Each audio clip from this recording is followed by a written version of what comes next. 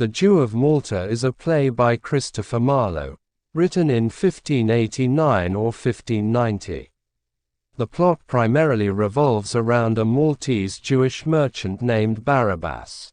The character Machiavel, a ghost based on Niccolò Machiavelli, introduces the story as a tragedy and posits that power is amoral. The first act opens with Jewish merchant Barabas awaiting the return of his ships from the east. He learns that his ships have made port in Malta, but 3 Jews inform him that they must see the governor Fernes. There, he finds out that all Jews on the island must pay half of their estate to help the Maltese government pay tribute to the Turks. The island has not paid tribute in 10 years and has amassed considerable debt.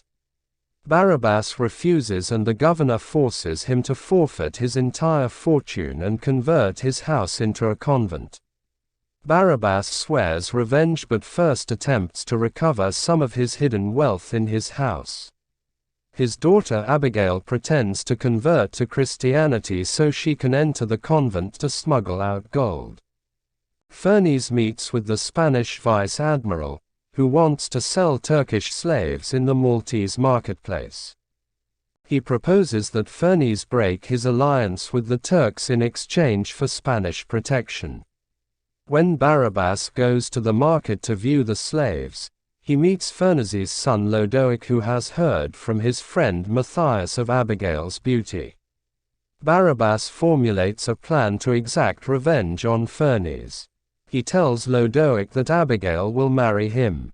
While at the market, Barabas buys the slave Ithamore, who also hates Christians.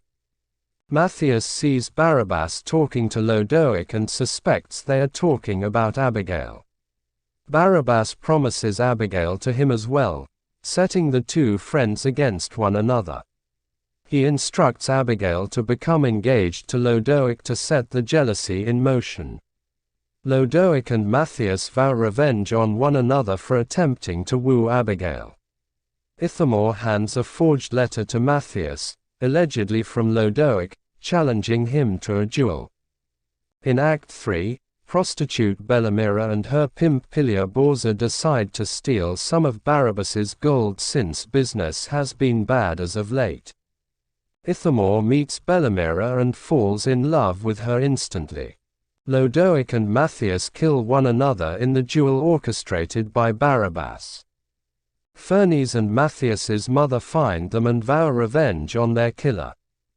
Abigail learns from Ithamore that her father is responsible for the 2 young men's death.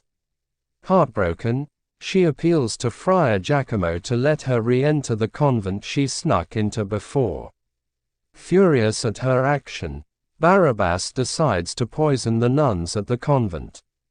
He instructs Ithamore to deliver poisoned rice. Fernes informs the Turkish emissary that Malta will not pay the tribute. The emissary leaves, warning Fernes that his superior, Calamuth, will attack soon. Back at the convent, the nuns are all poisoned. Abigail confesses to Giacomo her father's involvement with Lodoic and Matthias's deaths.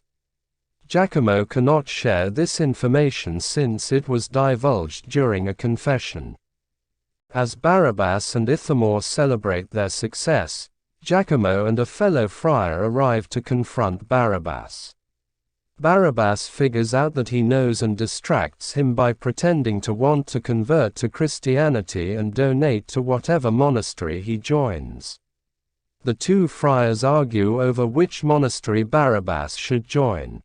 Ithamore strangles the other friar and they frame Giacomo for his murder. Ithamore drunkenly tells Bellamira everything his master has done, so she decides to blackmail Barabas and tell the governor afterward. Barabas poisons Bellamira, her pimp, and Ithamore for their treachery. Bellamira and Pilia Borza tell Fernes what they know about Barabas. Fernes sends soldiers after Barabas and Ithamore. The poison catches up with Bellamira, Pilia Borza, and Ithamore and they die. Barabas fakes his own death, finds Calamuth, and informs him how best to attack the city. The Turks successfully storm the town and make Barabas the governor, though he still fears for his life.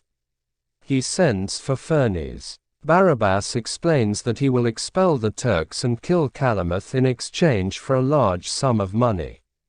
Fernes agrees, after which Barabas invites Calameth to his house for dinner.